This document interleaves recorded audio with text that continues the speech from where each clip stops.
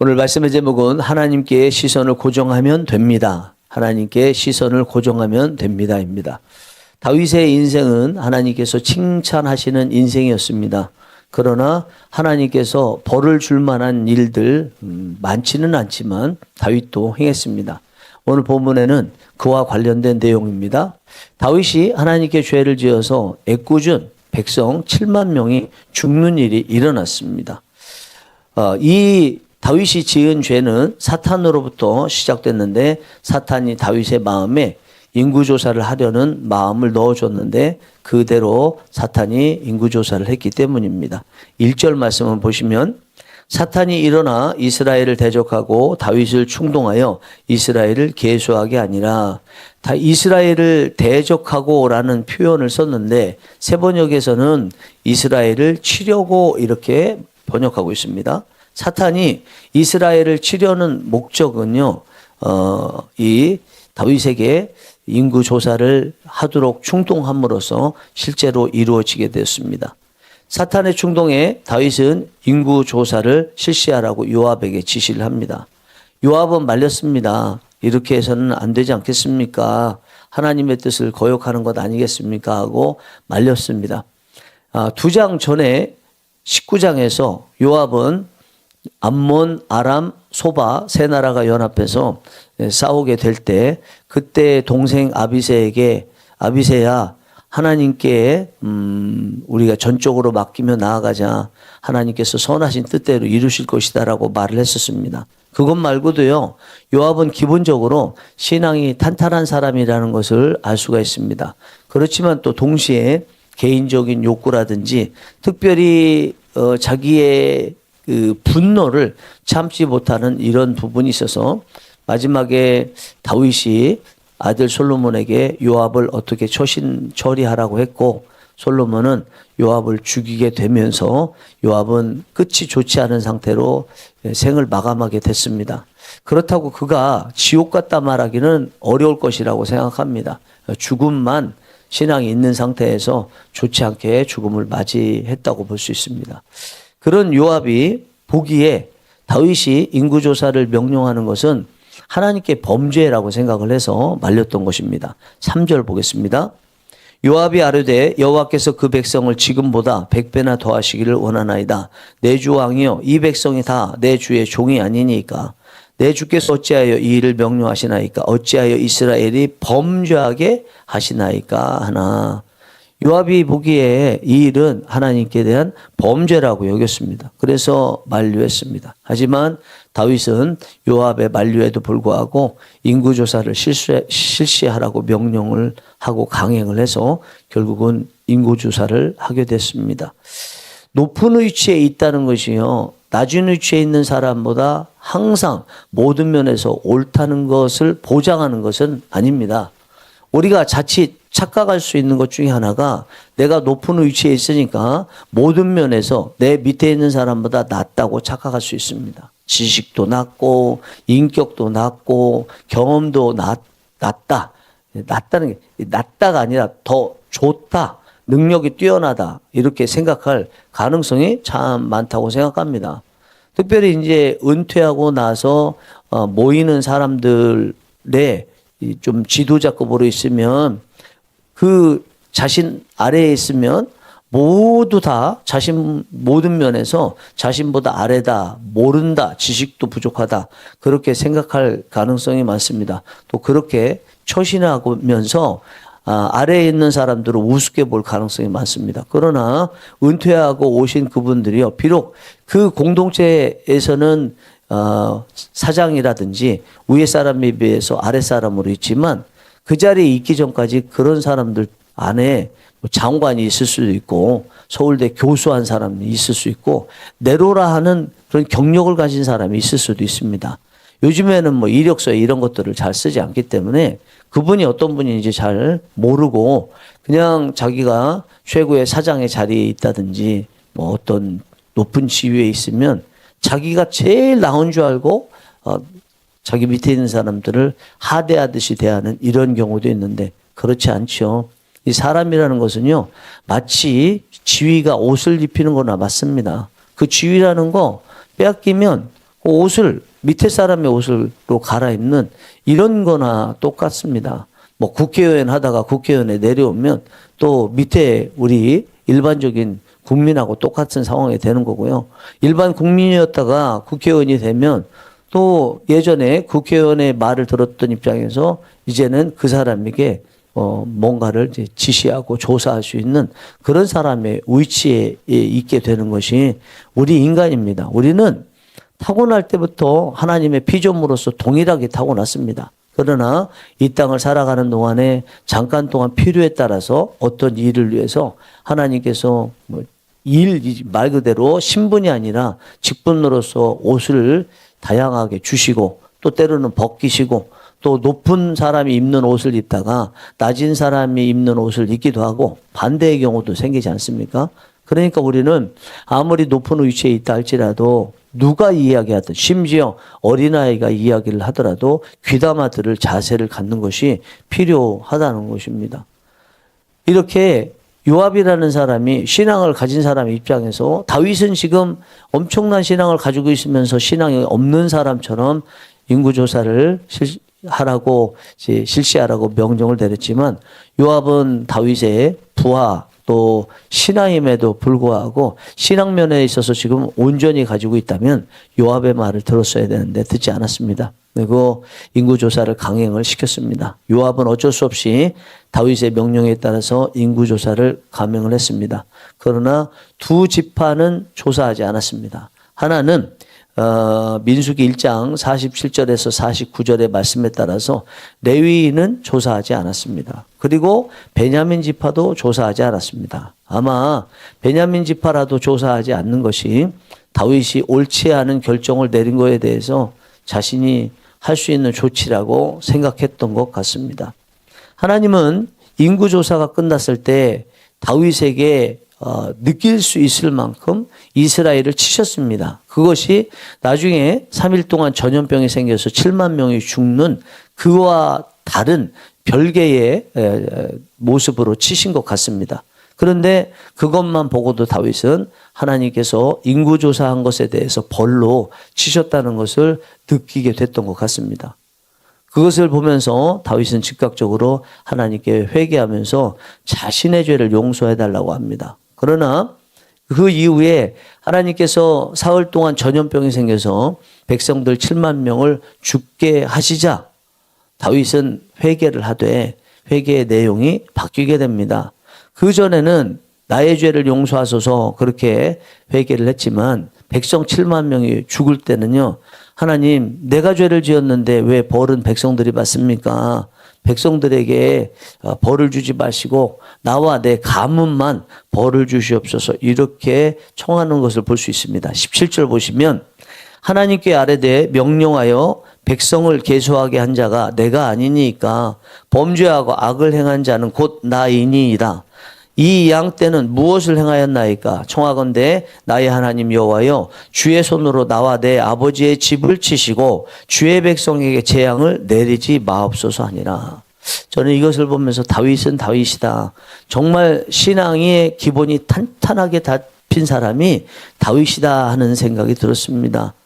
신앙의 기본이 탄탄하게 잡힌 사람의 행동은 하나님을 향해서 회개하고 백성을 위하는 마음을 갖죠. 하나님 사랑과 이웃 사랑 그리고 서로 사랑이 잘 된 사람이 신앙이 탄탄히 잡힌 사람이고요.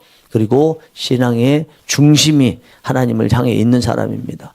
그의 이런 진심 어린 회개와 간절한 간구로 인해서 하나님은 추가적인 재앙을 내리지 않으셨습니다. 그리고 그들의 죄를 용서하시기 위해서 오르난에 타작마당을 사서 그곳에서 하나님 앞에 번제와 화목제를 드리도록 하셨습니다. 다윗이 번제와 화목제를 드릴 때 하나님께서 모든 것을 다 용서해 주셨습니다. 그런데 여러분 이 오르난의 타작마당 즉 다윗이 죄를 짓고 나서 하나님께서 용서해 주시기 위해서 제사를 드리도록 하셨던 그 오르난의 타작마당에 다윗이 죽은 다음에 솔로몬이 성전을 지었던 터입니다. 오르난의 타작마당이 성전을 짓는 터가 되었습니다. 성전은요 하나님 앞에 회개하고 하나님과 화목하게 된 곳에 짓는 것입니다. 예수님께서 베드로에게 내 교회를 세우리라 말씀하셨는데 그 교회의 자리가 어디냐? 베드로가 신앙 고백을 했을 때 그 위에 교회를 세우리라 말씀하셨습니다. 베드로의 신앙 고백이라는 것은 하나님 앞에 회개하고 하나님과 화목하게 된 것을 말하는 거죠. 그곳에 주님께서 당신의 교회를 세우겠다 말씀하셨습니다. 우리 성도가요, 성전이 되기 위해서 필요한 것이 하나님 앞에 회개를 하고 하나님과 화목하게 돼야 되죠. 그때 성령님께서 거하시는 전이 되는 것입니다. 성전이 지어지는 자리는 하나님 앞에 회개하고 하나님과 화목하게 될 때라는 것입니다. 여러분들 중에 어떤 분은 아직까지 성전이 안 되신 분도 계시고 이미 성전이 됐는데 성전답지 않은 모습을 지금 살고 계신 분들도 계실 것이라고 생각합니다. 성전이 안 되셨던 분들이나 성전이 되셨다가 지금은 성전답지 않게 사시는 분들이라 성전이 되는 방법은 또 성전답게 되는 방법은 다 똑같습니다. 다 하나님 앞에 회개하고 하나님과 화목하게 되는 것입니다. 그때 우리의 심령이 우리가 성전이 될 수 있는 터가 되어서 성전이 지어지는 것입니다. 오늘 본문의 내용은요, 사무엘하 24장을 배경으로 하고 있습니다. 사무엘하 24장 1절에 이렇게 말씀하고 있습니다. 여호와께서 다시 이스라엘을 향하여 진노하사 그들을 치시려고 다윗을 격동시키사 가서 이스라엘과 유다의 인구를 조사하라 하신지라. 여기 보니까 하나님께서 이스라엘을 향하여 진노하셨대요. 그들을 치시려고 다윗을 격동시키셨대요. 여기까지는 그래도 이해가 됩니다. 그런데 가서 이스라엘과 유다의 인구를 조사하라 하신지라. 하나님께서 치시고 격동하시는 정도, 감동을 주신 정도가 아니라 실제로 그렇게 말씀까지도 하셨다는 것입니다. 그 말씀을 들으니까 다윗이 인구 조사를 했다는 거죠. 그런데 이런 번역은 조심을 해야 돼요. 번역하시는 분들이 하나님께서 악을 완전히 행하라고 말씀하신, 아주 정확하게 말씀하셨다고 하는 번역을 하려고 할 때는요, 내가 잘못되게 번역하고 있는 것 아닌가 생각을 해야 돼요. 설교하시는 분들도 마찬가지입니다. 또 누군가에게 또 말씀을 전하게 되는 일반 평신도 성도님들도 마찬가지입니다. 하나님께서 직접적으로 악을 행하라고 말씀하셨다라고 말하려고 할 때 그때는 다시 생각해보고 성경을 내가 제대로 알고 말하고 있는 건가 그것을 생각해야 됩니다. 이 번역에서도 마찬가지입니다. 이 번역은 하나님께서 그렇게 직접적으로 말씀하신 것처럼 번역되어 있는데 원어는 그렇지 않다고 봐요. 그리고 영어 성경도 전반적으로 그렇지 않습니다. 영어 성경 중에 NASB라는 게 있습니다. New American Standard Bible이라는 거죠. 이 번역 성경에 의하면 다윗이 인구조사를 하게 된 것이 하나님께서 그렇게 하라고 말씀하셨기 때문이라가 아니라 하나님께서 격동시키시사, 그러니까 하나님께서 분노하시사, 노하시사라고 하고 있어요. 하나님께서 노하신 것을 다윗이 마음으로 느껴서 이거 인구조사해야 되겠다라고 생각했다는 거죠. 그리고 영어 중에 CEV라는 영어 성경에 있습니다. Contemporary English Version이라는 성경인데요. 여기는 또 뭐라고 번역되어 있냐면 하나님께서 인구조사를 하라는 마음을 주셔서 그 마음을 다윗이 느껴서 그 마음으로 인구조사를 하게 됐다는 것입니다. 그러니까 영어 NASB든지 CEV든지 이 영어 성경들을 통해서 느끼는 것은 하나님께서 다윗에게 인구조사를 직접적으로 하라고 말씀하신 것이 아니라 나름대로 어떤 식으로든지 감동을 주셨다는 거죠. 그러면 본문 1절과 또 사무엘하 24장 1절 같은 내용을 담고 있으나 사무엘하 24장 1절에서는 하나님께서 그렇게 하도록 하셨다고 되어 있고 오늘 본문에서는 사탄이 그렇게 하도록 했다고 나와 있는 이 두 구절을 합해서 볼 때 전체적인 성경 31,089절의 성경적 맥락하여서 볼 때 이렇게 해석할 수 있을 것 같아요. 하나님께서 다윗에게 인구조사를 할 만한 마음을 갖도록 했는데 그것을 사탄이 알고 사탄이 다윗에게 그렇게 하도록 격동시켰습니다. 그에 대해서 하나님께서는 사탄의 마음을 사탄이 하지 못하도록 막지 않으셨다는 거죠. 사탄은 원래 다윗이 죄를 짓도록 하려는 그런 악한 존재이기 때문에 다윗이 어떻게 하면 죄를 짓게 만들까, 백성들이 어떻게 하면 피해를 보게 만들까 늘 호시탐탐 노리고 있는데 하나님께서 그것을 지금까지 막으셨다가 이번에는 막지 않고 사탄이 하도록 내버려 두셨다는 것입니다. 사탄이 그래서 마음껏 다윗의 마음에 감동을 준 거죠. 인구조사를 하도록. 다윗은 그것을 막았어야 되는데 막지 않고 마음에 오는 대로 실행을 하게 되었습니다. 그 마음이 들었을 때 이게 과연 맞는 것인가 맞지 않는 것인가, 이게 하나님께서 기뻐하실 일인가 아닌가를 생각했어야 되고 분별을 했어야 되죠. 근데 안 했어요. 못했어요. 그래도 못했더라도 하나님께서 요압을 통해서 주신 감동 따라서 아니 우리가 왕이 백성 아닙니까? 이 정도 있으면 됐고 우리가 충심으로 왕을 위해서 사는데 뭐가 부족해서 인구조사를 시키시면서 그것으로 하나님께 이스라엘 백성들 우리 백성들이 범죄하게 하시려 하시나이까 제거해 주세요. 하나님의 뜻 아닌 것 아닙니까? 라고 말했음에도 불구하고 다윗은 그것을 알아듣지 못했습니다. 영적 분별력이 없었던 거죠.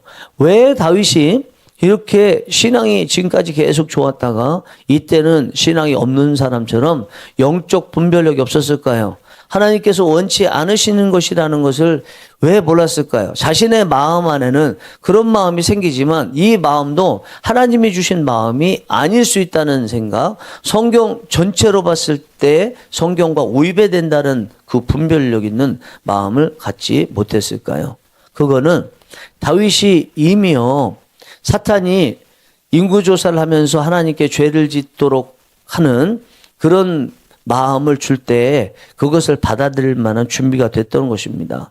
다윗의 상태를 보여주는 말씀이 사무엘하 24장 1절에 나와 있는데 하나님께서 이스라엘 향하여 진노하사라는 거죠. 그렇게 진노하시고 사탄이 인구조사를 할 마음을 줬을 때 다윗이 인구조사를 했던 것을 통해서 우리는 다윗이 인구조사를 할 만한, 즉 하나님께 죄를 지을 만한 준비가 되었다는 것을 알 수가 있습니다. 하나님은 이미 이스라엘 백성들이 다윗이 죄를 준비가 되어 있었다는 것을 이스라엘 백성들과 다윗이 하나님께 죄를 지을 준비가 되었다는 것을 잘 알고 계셨습니다. 이스라엘 백성들 같은 경우에는요 이미 죄도 짓고 있었고 그리고 이후에도 죄를 지을 준비가 됐었기 때문에 하나님께서 그들을 향해서 진노하셨다 이렇게 표현하고 있죠. 당시에는요 두 가지 상반된 모습이 이스라엘에게 있었습니다. 하나는 당시 압살롬 반역으로 인해서 그들의 그 압살롬 반역에 동조했던 마음입니다. 죄를 지으려고 했던 마음, 그 마음 안에는 하나님께서 세우신 당신의 종 다윗의 반역을 들려는 마음, 조금 더 나아가서 하나님께 반역을 하려는 그런 마음이 있었습니다.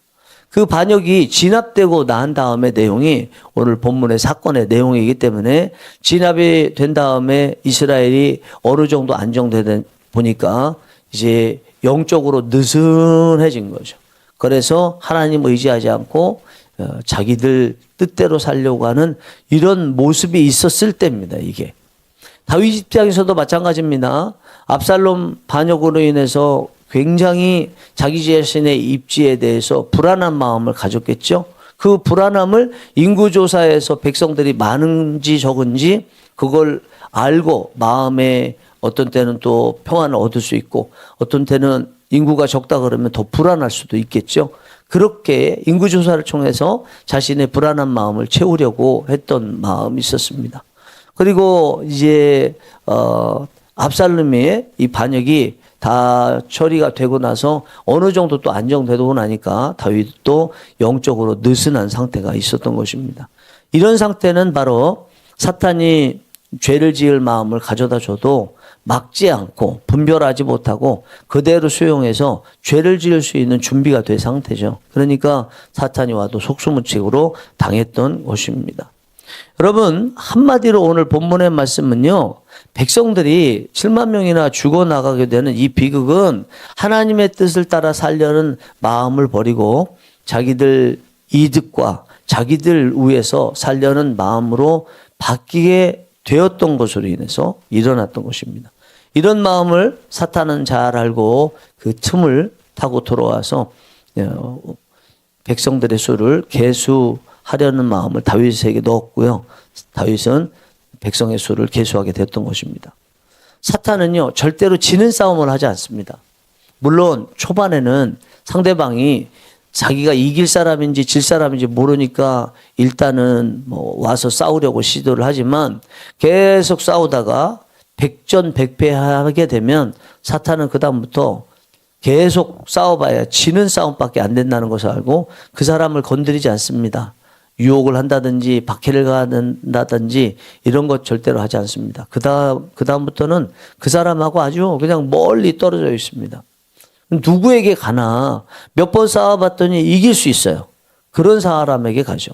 그런 사람들은요, 교회에서든지 예를 들어서 제가 예수 그리스도의 이름으로 사탄, 귀신을 쫓아낸다고 할지라도 본인이 사탄을 부를 만큼, 즉 사탄이 오게 되면 사탄을 이길 수 없을 만큼의 마음가짐을 가지고 있으면 아무리 우리가 쫓아내줘도 사탄이 옵니다. 사탄이 오면 백전백승할 것이라고 장담하기 때문에 오는 거예요. 와서 계속 힘들게 만들고 또아리를 틀고 있게 되는 거죠. 아무리 외부적으로 도움을 주어도 본인들이 사탄을 부르는 것과 마찬가지이기 때문에 사탄이 늘 함께 있어서 사는 사람이 되는 거죠.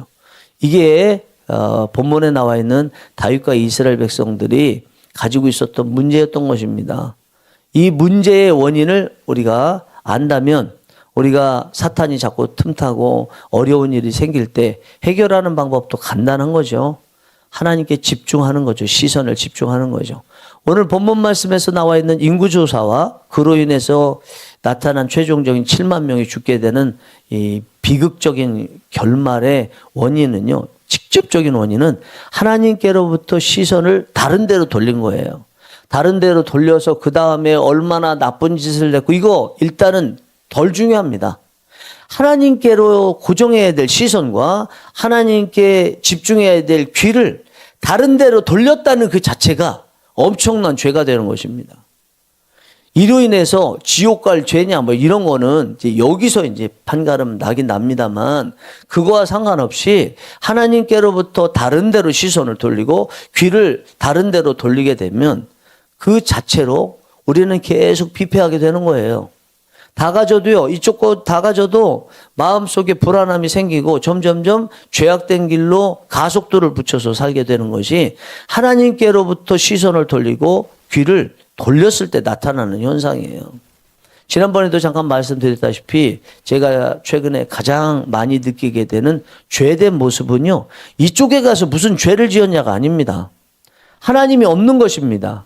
하나님이 제 안에 계신데 왜 없다고 하겠습니까? 그거는 하나님이 계셔도 제가 하나님께로 시선을 고정시키지 않고 얼굴을 향하여 하나님께 들리지 않고 다른 데로 드는 거예요. 이것이 얼마나 큰 죄인지를 느끼게 됩니다. 이 이유역과 상관없이 이 자체, 하나님으로부터 고개를 돌리는 이것이 얼마나 큰 죄인지를 뼈저리게 느끼게 되는 것이 최근에 제가 느끼는 죄된 마음이거든요. 그렇습니다. 우리는요, 하나님께로부터 시선을 돌리는 것에 관심을 갖기보다 시선을 돌린 다음에 이곳에서 어떤 죄를 지었나 이것만 계속 생각해요. 그래서 이 죄의 경중에 따라서 어떤 벌을 받을 것이냐, 작은 벌을 받았다, 큰 벌을 받았다, 지옥 갈 벌, 어떤 거를 했다, 이것을 자꾸 따지는데요. 기독교에서 신앙이라는 것 자체가 기본적으로 이쪽에 있지 않습니다. 하나님과 떨어져 있는 게 신앙, 죄잖아요. 원래 에덴 동산에서는 하나님과 함께 있었습니다. 그런데 아담과 하와가 선악과를 범하면서 하나님과 함께 있다가 하나님으로부터 떠났어요. 하나님과 함께 있을 때가 의의 상태고 하나님으로부터 떠나 에덴 동산에서 쫓겨난 상태가 죄의 상태고요. 이곳에 있을 때 사람이 의인, 이곳에 있을 때는 죄인이거든요. 우리가 예수 그리스도를 믿는다는 것은 다시 하나님께로 돌아가서 하나님과 연합한 자가 되는 거죠. 갈라디아서 2장 20절, 21절 말씀처럼 십자가와 연합하고 부활과 연합하게 되는 거죠. 이게 예수 그리스도를 믿고 하나님의 자녀가 됐다는 거거든요. 예수 그리스도를 믿고 하나님의 자녀가 됐는데, 그래서 천국을 갔는데, 그런데 존재 자체는 아직 아니라 할지라도 실질적인 삶이 마치 하나님을 떠난 것처럼 시선이 하나님으로부터 떠나 있고, 귀가 하나님으로부터 떠나 있고, 관심이 하나님으로부터 떠나 있고, 내는 시간이 하나님을 위한 시간이 아니고 다른 것을 위한 시간이 되면 여기서 뭘 했느냐, 그거 일단 나중 문제고, 떠나 있는 자체가 위험한 거예요. 그 자체가 죄고요. 그 자체가 답답한 것이고요. 그 자체가 불신자 때 가졌던 그 마음과 그 결과에 답답한 마음이 생기는 것입니다. 사랑하는 성령이 일하시는 교회 교우 여러분, 여러분들의 최근에 시선은 하나님께로 고정되어 있습니까? 아니면은 하나님께로부터 멀어져 있습니까? 멀어져 있다면 얼마나 됐어요? 멀어져 있은 다음에 여러분들은 무엇을 하고 계십니까? 혹시 착하게 살고 하나님을 위해서 살고 있진 않습니까? 그런데 왜 이상하게 마음이 답답하고 허무하고 사는 것 같지 않고 그런 생각이 들지 않습니까? 그 이유는 뭐냐면 하나님을 위해서 일을 한다고 하면서 하나님은 없는 거예요. 하나님과 함께 있지 않고 시선이 하나님을 향해 있지 않고 하나님이 뭘 말씀하시는지 들을 수 없는 상태, 하나님을 위해서 한다고 하는데 하나님은 없이 그냥 일만 하고 있는 상태인 거예요. 그렇게 됐을 때는 하나님을 위해서 일을 한다고 할지라도 영혼이 피폐하게 되는 거예요. 이런 거 하나님을 위해서 일하지 않아도 돼요. 하나님께 있으면 됩니다. 하나님께 있으면서 조금 죄를 짓더라도 괜찮아요. 물론 그에 따라서 하나님께서 때로는 회초리를 드실 때 있지만 회초리 끝나요. 회초리 한번 드신 다음에 그 다음에 그래도 하나님 안에 있거든요. 그러면 회초리 드는 때도 아프지만 하나님 안에 있기 때문에 행복할 수 있어요. 기쁠 수 있고요. 뭔가 채워진 창조 때의 충만함의 역사가 있게 돼요.